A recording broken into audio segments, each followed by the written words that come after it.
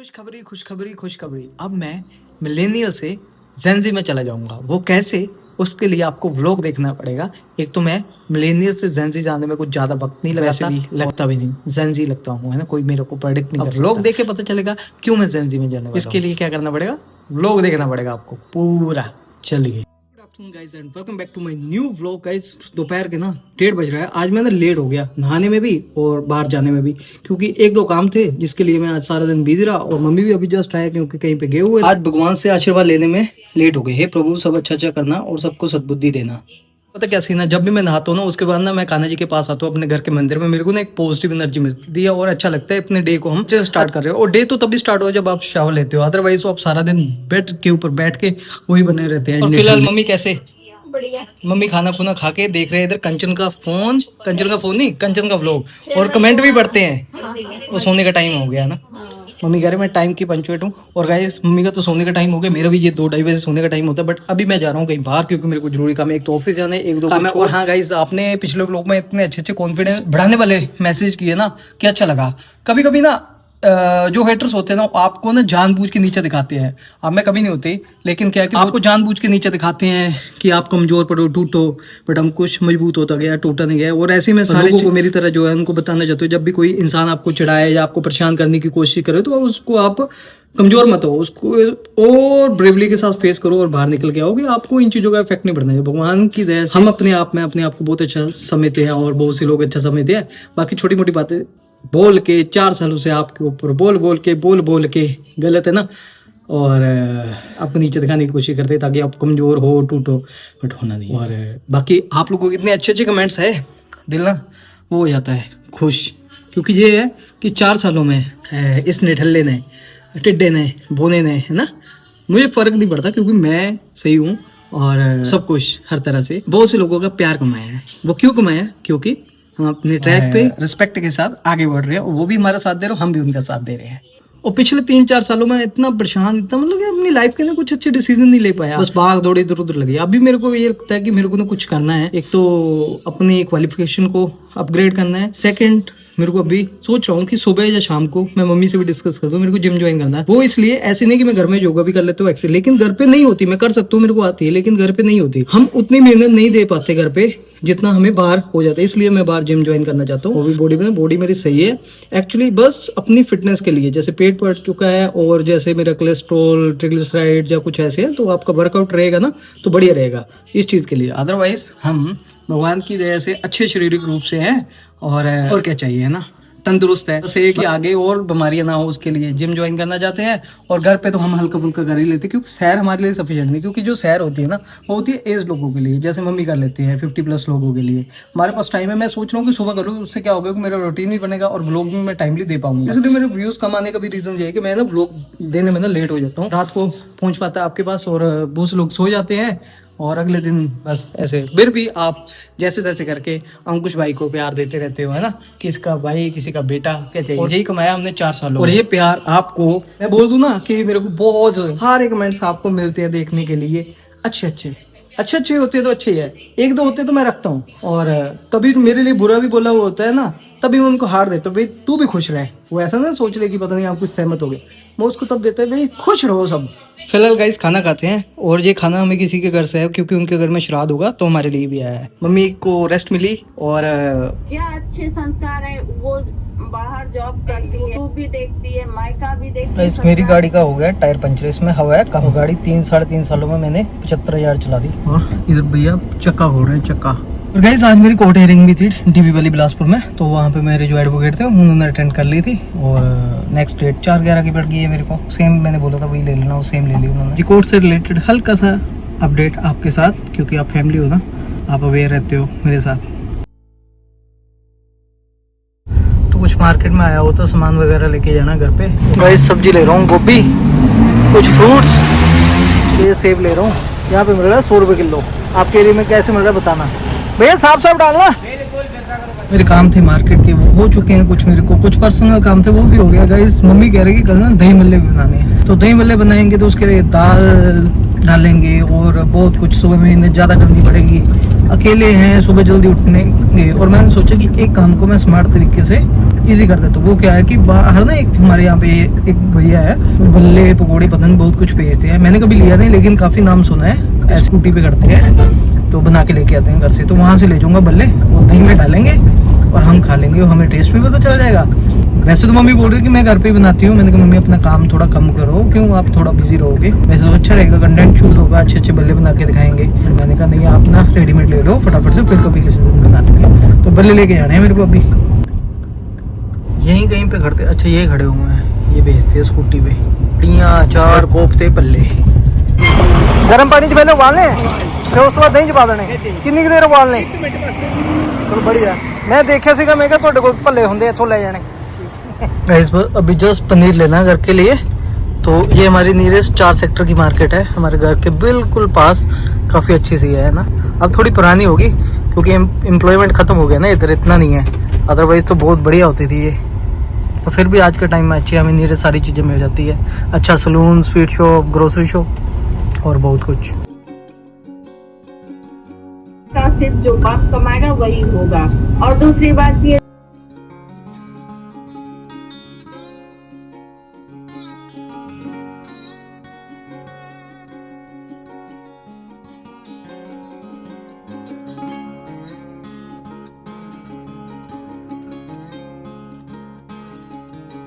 कैसे बनाते हो चाय? 1 कप दूध 1 कप पानी। फिर चाय बनानी, ठीक है। गाइस थोड़ा सा फ्रूट लेके आया मैं, क्योंकि सेब ले आया। बनाना हम खाते नहीं है, सेब मम्मी खा लेंगे। और गोभी का एक ही फूल लेके आया। मम्मी इतनी टेस्ट नहीं है आजकल, वैसे भी काली काली सी आ रही है। ये रे बल्ले, बस इसको पता कैसे बनाना है। गर्म पानी में बनाने डालने से पहले 1 मिनट रखना है। पता है आपको? आपका कितना काम इजी किया मैंने, नहीं तो सुबह लग जाते बनाते। चलो फिर काम तो कम हो गया ना। अच्छा वो पनीर भी लेके आया, वो अंदर रखा। पापा ने दादी दस रहा था।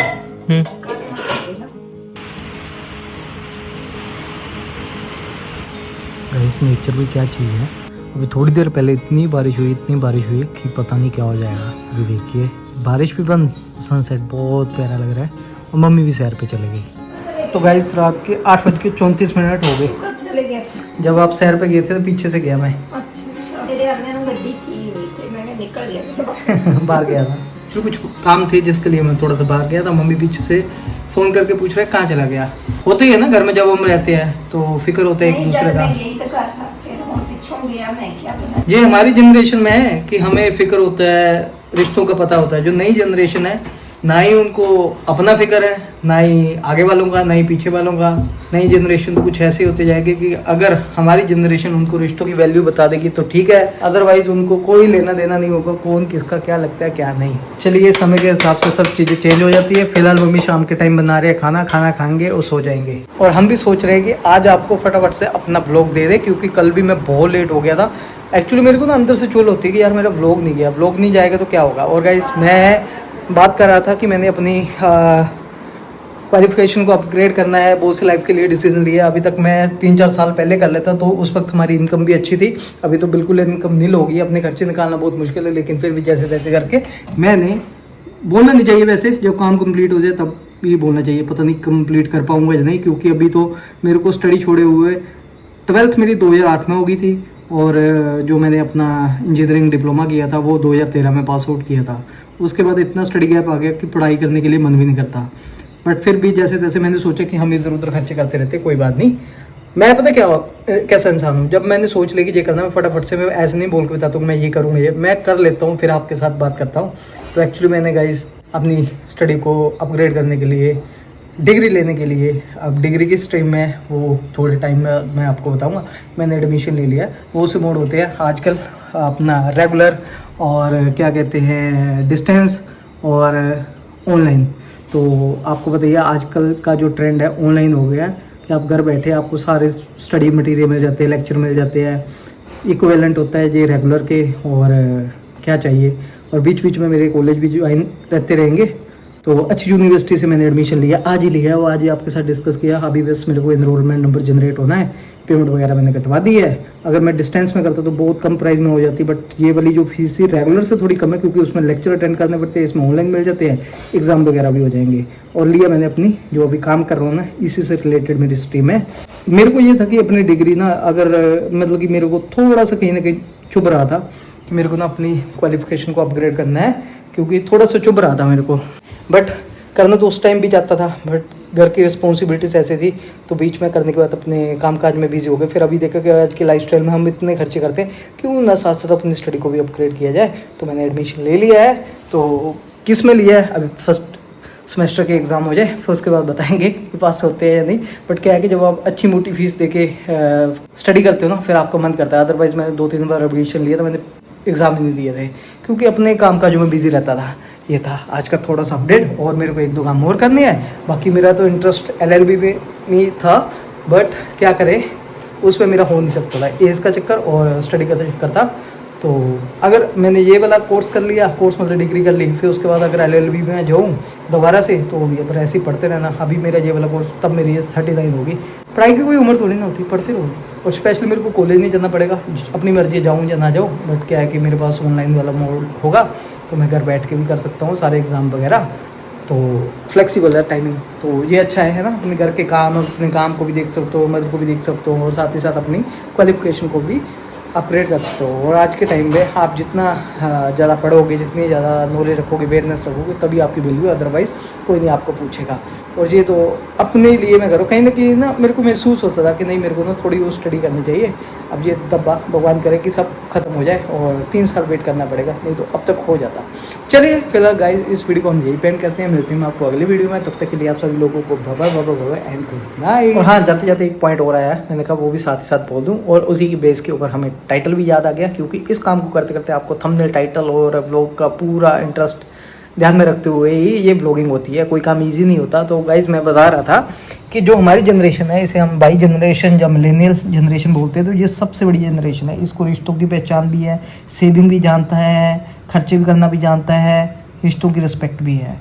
और जो नई जनरेशन है, अल्फ़ा, बीटा या जेनजी है, अगर हम लोग, जो हमारे पेरेंट्स, उनको अच्छे संस्कार देंगे, वैसे तो हम अपने मिलेनियल की बात कर ले, क्योंकि इस वक्त मिलेनियल ही पेरेंट्स बने होंगे, तो बाई जनरेशन जिसे बोलते हैं, तो वो अगर अच्छे संस्कार देंगे बच्चों को, रिश्तों को बताएंगे, कौन बाप है, कौन मदर है, कौन मासी, फूफा, और सारे रिश्तों को, तब उनको पता चलेगा, उसको अच्छे संस्कारी बोल सकेंगे। अदरवाइज़ जो नहीं बताएगा, तो आने वाली जनरेशन को, अल्फ़ा बीटा को कोई लेना देना नहीं होगा किसी से।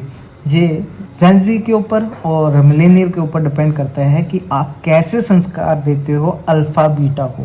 ठीक है, वैसे तो हमारी जो जनरेशन है मिलेनियल बहुत अच्छी है, सब तरह से हम पके हुए हैं, थोड़े से सेल्फिश हो चुके हैं, थोड़े से केयरिंग है। और जो जेनजी है, ये हाँ, उसके पेरेंट्स जब उनके सीनियर उनको अच्छे संस्कार देते हैं, तो वो उन चीज़ों को, स्टेप्स को फॉलो करते हैं, तो अच्छे रास्ते पे चलेंगे। और अल्फ़ा बीटा को भी अगर ऐसे ही संस्कार देंगे तो अच्छे रास्ते पे चलेंगे। अदरवाइज़ जो अल्फ़ा बीटा का फ्यूचर है सिर्फ अपने तक होगा, तो वो आने वाले टाइम में बोलेंगे ओनली सेल्फ लव, क्योंकि उनको कोई लेना देना नहीं होगा किसी से। कौन बाप, कौन माँ, कौन दादी, कौन नानी, कौन मासी, कौन फूफा, कौन बुआ, नथिंग, है ना। छोटी छोटी मगर मोटी बातें, क्योंकि मिलेनियल हो आप, समझ जाओ।